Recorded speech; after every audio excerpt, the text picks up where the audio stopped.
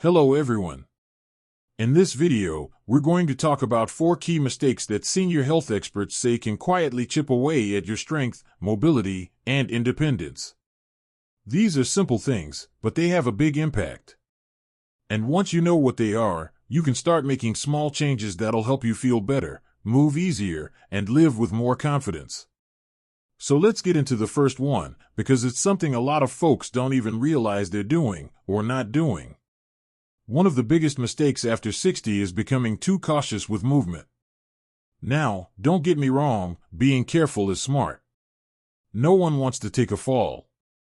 But there's a difference between being careful and being afraid to move. Sometimes, we stop doing certain things because we're worried we'll hurt ourselves. We avoid walking on uneven ground, lifting anything heavier than a grocery bag, or even taking the stairs. But here's the problem: when we stop challenging our bodies, our muscles and balance systems start to shut down. It's like a garden that doesn't get watered. Over time, everything weakens, not just the big muscles, but the smaller ones that help us stay upright, turn corners, and catch ourselves if we trip. Think about it like this: your body is a use it or lose it machine. The more you move, the more it remembers how to move. And you don't need to run marathons or join a gym to stay mobile. Sometimes, it's as simple as walking around the house a little more each day. Or standing on one leg while you brush your teeth to train your balance. Maybe even dancing to your favorite song while making dinner. Movement keeps everything awake and engaged. The key is to move regularly in ways that feel safe, but still challenge you a little. If you're unsure, start with support. Hold onto the back of a chair, or have a family member nearby. But the important part is, you do move. That's how we keep our strength. Not by sitting still, but by showing our bodies we still need them. Now, the second mistake that sneaks in, and this one is a biggie, is not eating enough protein. I know, food habits can change as we get older. Maybe you're eating lighter, or just not feeling as hungry as you used to. But your muscles? They still need fuel. In fact, they need more fuel as we age, not less. Protein is what helps your muscles repair and grow. And without enough of it, even if you're moving every day, your body doesn't have the building blocks it needs to stay strong. And this isn't just about muscles. Protein also supports your bones, your immune system, even your skin. Now, here's something many folks don't realize: spreading protein throughout the day is more effective than trying to get it all at once. So instead of saving your protein for dinner, try adding a little to every meal. That might mean eggs or Greek yogurt at breakfast, tuna or beans at lunch, chicken or tofu at dinner, and maybe a handful of nuts or a protein shake in between. And no, you don't need to eat like a bodybuilder. You just need to make sure your body has what it needs to keep doing its job. Even a little extra protein can go a long way in helping you feel steadier, stronger, and more energized. One simple thing you can do starting today? Take a look at your next meal and ask yourself, where's the protein? Adding just 1 or 2 sources each day, lean meat, eggs, dairy, legumes, can start making a noticeable difference over the next few weeks. Your body will thank you, and you might even start feeling stronger without even realizing why. So we've talked about keeping your body moving and fueling your muscles with the right kind of food. These are things that might seem small, but they really do lay the foundation for staying mobile and independent. It's not about chasing youth, it's about holding onto your freedom. The freedom to walk where you want, do what you enjoy, and live without depending on others for the little things. And now that we've got those 2 key pieces in place, let's keep going and talk about another big mistake that could be quietly wearing down your strength without you even knowing it. And that mistake is ignoring your posture. Now, I know what you might be thinking: posture. Really? I've been standing and sitting my whole life just fine. But here's the truth: poor posture doesn't just make you look slouched or tired, it can actually drain your energy, tighten your joints, and put pressure on your spine and hips, making it harder to move freely as you age. And it doesn't happen overnight. It creeps up slowly: shoulders roll forward a little more, the head juts out, the back rounds when you sit. Before you know it, you're not just standing differently, you're walking differently. Your balance shifts. Your steps become shorter. Your breathing even becomes shallower. Now, here's where it gets sneaky. When your posture is off, your muscles have to work harder just to keep you upright. That can lead to unnecessary fatigue and stiffness. And over time, this can make even simple movements, like bending over to pick something up or reaching into a cupboard, feel like a chore. But the good news? Posture is something you can improve, no matter your age. And it doesn't take fancy equipment or expensive therapy. It starts with awareness. Try this right now. Sit up a little straighter. Pull your shoulders gently back. Lift your chest just a bit and let your head float up like someone's lightly tugging it with a string. Feel that difference? You're not just taller, you're giving your lungs more room to breathe, your spine more support, and your muscles a little break. You can build better posture with small, daily habits. For example, when you're standing at the sink, doing dishes, use that time to check in with your body. Are your knees soft or locked? Are you leaning too far forward? Little posture check-ins like that can retrain your body, gently and naturally. Another simple trick is to practice standing against the wall. Press the back of your head, your shoulders, and your hips to the wall and hold it for 30 seconds. Do that a couple times a day and it becomes muscle memory. You'll carry yourself better without even thinking about it. Improving posture isn't about being stiff, it's about moving with ease. And when your spine is aligned and your muscles are working together, everyday activities feel smoother and more comfortable. You might notice less lower back pain, fewer aches in your shoulders, and more confidence in your step. Now let's move into something that gets overlooked even more, and that's staying connected with others. You might not think that has anything to do with strength or mobility, but let me tell you, it absolutely does. When we start to lose touch with people, maybe we live alone, or our family's busy, or our circle's gotten smaller, we often stop doing the little things that keep us active. We might not go out for a walk because there's no one to walk with. We don't make that trip to the store, or the library, or the community center because, well, it just feels easier to stay in.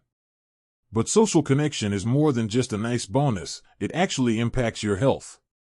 Studies have shown that people who stay socially active tend to move more, think more clearly, and even recover faster from illness. When you have something to look forward to, you naturally stay more engaged with life and with your body. Think about how much movement comes from just being involved. Meeting a friend for coffee? You're walking, getting dressed, sitting up straighter, probably laughing, which is good for your lungs, by the way. Volunteering somewhere? You're lifting, bending, reaching. Even chatting with a neighbor can lift your mood and give your brain and body a little boost. And the emotional side of things matters, too. When we feel isolated, it's easy to slip into habits that don't serve us, like staying on the couch more than we should, skipping meals, or letting our routines fall apart. But when we feel seen, heard, connected, we take better care of ourselves. We have a reason to move. A reason to stay strong. And hey, staying connected doesn't mean you have to be the life of the party. It might mean a regular phone call with a friend, joining a local walking group, taking a class at the community center, or even learning how to use video calls to stay in touch with family across the country. Technology can be frustrating at first, sure, but once you get the hang of it, it opens up a whole new world. Sometimes, just knowing that someone's expecting to hear from you, or see you, can give you that little push you need to keep going. And that matters more than you think. So if you found yourself pulling away from people, or if the pandemic left you feeling more isolated than usual, let this be your sign. It's not about being busy, it's about staying connected to the things that bring you joy, and the people who remind you that you still matter. Because you do. So much. When you keep your body moving, your muscles fueled, your posture strong, and your heart open to connection, that's when the magic happens. That's when you start to feel more like yourself again, not like someone who's slowing down, but someone who's just hitting a new stride. And speaking of stride, there's still one more mistake we need to talk about. One that might be standing between you and the kind of vibrant, independent life you deserve to have. And that mistake is skipping recovery and rest. Now, I know that might sound a little surprising. After all, we've been talking about moving more, staying active, building strength. So why would rest be a mistake? Well, here's the twist. It's not that rest itself is the problem, it's how we rest. You see, many people confuse recovery with inactivity. They think, I'm tired, I'll just sit here for the rest of the day. And before you know it, one day of resting turns into a week of barely moving. And that, my friend, is where things start to slide. Our bodies actually recover better when we keep them gently active. It's called active recovery. It doesn't mean pushing yourself harder, it means giving your muscles the right kind of break. Like taking a short walk after a busy day. Or stretching before bed. Or doing some light chair yoga in the morning to get the blood flowing. The goal isn't to stop, it's to slow down, without shutting down. Now, here's another thing, quality sleep. A lot of folks over 60 struggle with sleep. Maybe you wake up too early, or can't fall asleep at all. And when sleep suffers, your body can't rebuild the way it needs to. Muscles don't heal. Energy doesn't come back. Even your mood and memory take a hit. That's why rest isn't just about laying on the couch, it's about getting the kind of deep, nourishing rest that helps you wake up feeling like you again. So what can help? Well, a consistent bedtime helps more than you think. Try winding down around the same time each night. Turn off bright screens, maybe listen to calming music, or read something light, not the news, not emails, just something gentle. Create a little routine that tells your body, hey, it's time to rest now. And during the day, instead of long stretches of sitting, aim for short, intentional breaks. Maybe after an hour of watching TV or reading, stand up and walk around the room. Do a few shoulder rolls. Stretch your legs. These mini movements keep your circulation flowing, your joints limber, and your body reminded that it's still in the game. Recovery is just as important as activity, because that's when the growth happens. That's when your muscles heal, your strength builds, and your energy gets refueled. It's not laziness. It's part of the process. So give yourself permission to rest, but do it in a way that supports your health, not works against it. Now, as we wrap all of this together, I want you to take a moment and really picture the kind of life you want for yourself. Not just next year, or 5 years from now, but tomorrow. Do you want to be able to take a walk without pain? Reach up and grab a book from the top shelf without wincing? Keep up with your grandkids on a sunny afternoon? You don't need to make giant leaps to get there. You just need to start with today. Choose to move a little more. Eat a little better. Check your posture. Call a friend. And give your body the kind of rest that helps you come back stronger. Because here's the truth, and I want you to hear this, you are not too old. You are not past your prime. And you do not have to accept slowing down as your new normal. You still have strength inside of you. You still have goals worth chasing, memories waiting to be made, and people who need your light in their lives.